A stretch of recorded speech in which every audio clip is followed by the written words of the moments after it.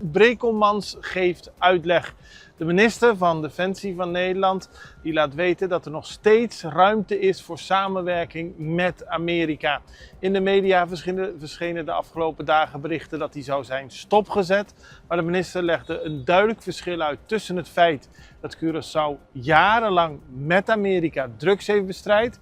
Dat deden ze door bootjes aan te houden en indien mogelijk ook de opvarenden te berechten en de drugs in beslag te nemen. Daar staat Nederland nog steeds voor open. Maar daarnaast is Amerika met Southern Spare begonnen. Dat is een actie waarbij direct wordt geschoten op vermeende drugsboten. Daar wil Nederland niks mee te maken hebben in de zin dat ze daar niet mee samenwerken met Amerika. Maar dat betekent niet dat er nog steeds een samenwerkingsverband is met Amerika, waarin samen wordt gewerkt bij de bestrijding van drugs. Nederland staat daarvoor open. Op dit moment wordt dat niet uitgevoerd omdat Amerika zo druk is met Southern Spare. Maar er is geen sprake van stopzetting van de samenwerking met Amerika. Aldus de minister van Defensie. En later